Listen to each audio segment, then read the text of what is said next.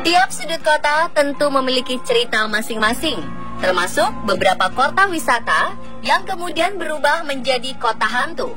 Awalnya, tempat-tempat ini ramai sekali dikunjungi orang sebagai tujuan wisata maupun pertambangan. Sekarang hanya tersisa bangunan yang lama ditinggalkan para penghuninya.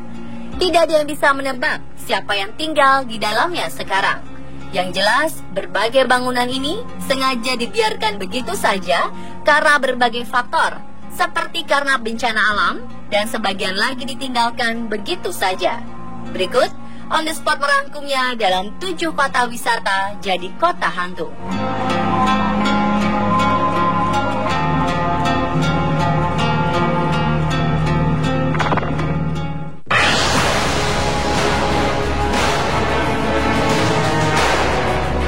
Jika kita ingin merasakan sensasi kawasan tanpa penghuni yang menyimpan cerita misteri, distrik Sanji di New Taipei, Taiwan adalah tempat yang cocok. Di sini Anda akan menemukan reruntuhan belasan bangunan aneh mirip dengan UFO. Distrik Sanji dikenal sebagai kawasan kota hantu dan tidak berpenghuni dengan beberapa bangunan mirip piring terbang. Selama belasan tahun, kawasan ini mengalami kerusakan tanpa perawatan. Lokasi distrik Sanji atau dikenal sebagai The Sanji Port Village berbatasan dengan laut di utara Taiwan. Sekitar 15 hunian mewah dengan bentuk futuristik mirip UFO dibangun. Masing-masing diberi warna yang berbeda, tampak cantik. Proyek besar ini dilaksanakan pada 1978. Sebagai hunian wisata, pemerintah ikut mengucurkan dana. Sayangnya, para investor mengalami kebangkrutan pada 1980, sehingga proyek pembuatan The Sanji Port Village terpaksa dihentikan sebelum selesai. Banyak spekulasi dan cerita misteri yang berkembang sejak dihentikannya pembangunan. Masyarakat sekitar menceritakan bahwa banyak kecelakaan ganjil yang terjadi selama pembangunan proyek. Kecelakaan itu menyebabkan kematian beberapa pegawai. Dengan bertambahnya jumlah korban, banyak investor dan pemerintah enggan mengucurkan dana lagi sehingga proyek terhenti. Konon, arwah para korban tak tenang dan kerap menampakkan diri di sini.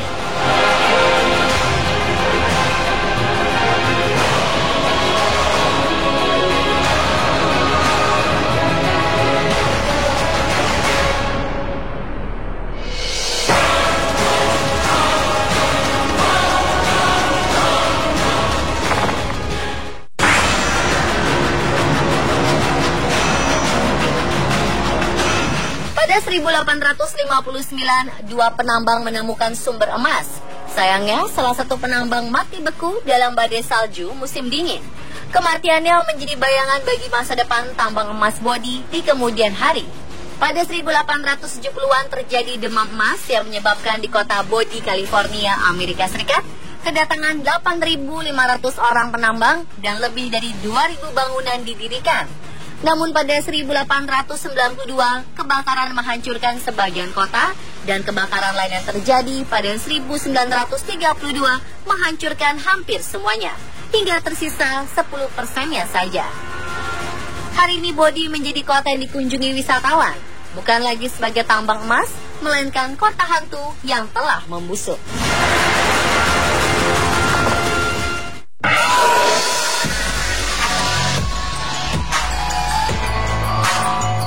Pulau kecil Hashima pernah menjadi kawasan paling padat penduduknya di muka bumi.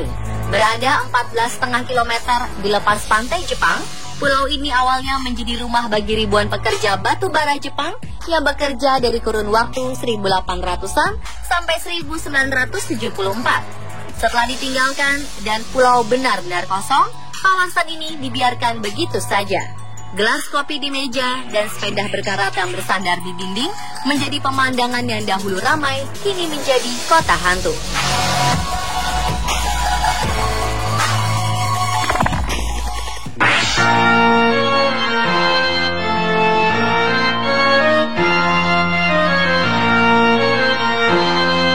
Kennecott adalah kota pertambangan tembaga yang berdiri di awal abad ke-20. Kawasan ini awalnya memiliki rumah sakit, pertokoan, sekolah, hingga lapangan tenis. Terletak di Alaska, Kennecott kini menjadi salah satu kota hantu yang tak berpenghuni. Dulu pada 1910, pertambangan tembaga dibuka di Kennecott. Ketika itu harga tembaga sangat tinggi. Orang-orang pun berdatangan ke tambang ini untuk menjadi pekerja tambang. Sejak tambang tembaga Kennecott dibuka, dibangunlah sebuah kota untuk menampung orang-orang yang datang. Kota ini berkembang menjadi kota yang ramai. Berbagai fasilitas dibangun untuk kebutuhan penduduk kota. Ada restoran, rumah sakit, dan lain sebagainya. Hingga pada 1938, harga tembaga dunia jatuh. Tembaga tak lagi berharga. Pertambangan Kennecott pun bangkrut dan ditutup. Para pekerja tambang lalu meninggalkan kota ini. Sejak saat itu, kota ini menjadi kota hantu tak berpenghuni.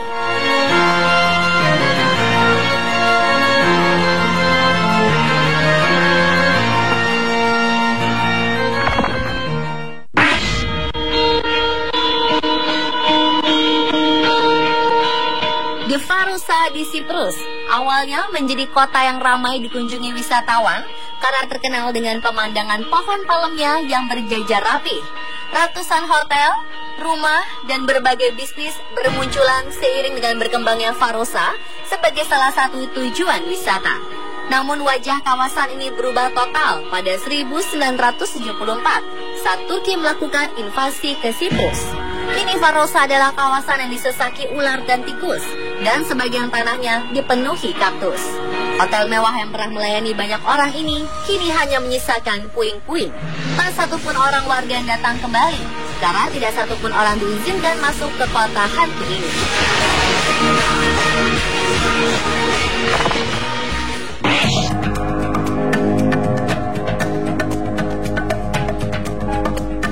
Island merupakan salah satu pulau kecil dalam gugusan Kepulauan Chesapeake Bay di Maryland. Pada 1910, pulau ini dihuni lebih dari 360 orang. Ada sekitar 60 bangunan dan rumah. Namun beberapa dekade setelahnya, pulau ini tenggelam. Holland Island terbuat dari lumpur dan tanah liat, bukan dari bebatuan, sehingga mudah terkikis. Pada 2010, hampir semua rumah tenggelam dan hanya menyisakan satu bangunan yang kini dianggap rumah hantu.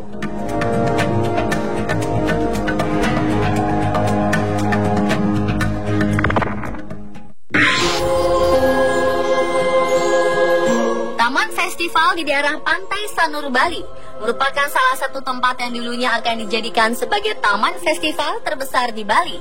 Sayang, bangunan ini dibiarkan terbengkalai. Beberapa bangunan tua dibiarkan begitu saja selama belasan tahun. Kini hanya tersisa bekas bangunan yang sudah tidak terawat lagi. Oleh karenanya, tempat ini kemudian dikaitkan dan dikenal dengan aura-aura gaib yang kental. Masyarakat sekitar bahkan menyebutnya dengan nama kota hantu.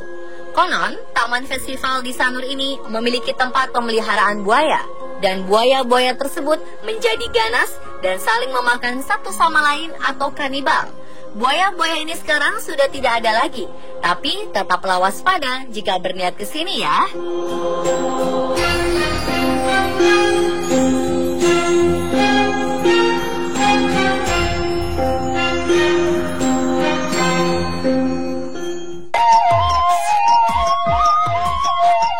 Via Epecuén di Argentina dulunya adalah kota wisata indah yang dikelilingi oleh bendungan dan selalu dipadati oleh pengunjung. Namun pada 1985, resor wisata ini mengalami bencana banjir yang mengalir dari Danau Epecuén setelah terjadi hujan lebat yang menyebabkan bendungan hancur. Hujan itu membuat volume air naik setinggi 10 meter. Peristiwa ini memaksa para penduduk meninggalkan kota. Air banjir akhirnya surut setelah lebih dari 25 tahun. Pohon-pohon dan bangunan hancur menandai kembalinya kota hantu ini. Terletak 7 km di utara Buenos Aires, Via Epecuén didirikan pada 1920 di pantai timur dari Laguna Epecuén. Pariwisata berkembang dengan baik di Epecuén. Sebagian besar wisatawan dari Buenos Aires akan mencari terapi air asin di Lago Epecuén. Pada puncaknya, Via Epecuén memiliki kapasitas untuk menampung 5.000 pengunjung.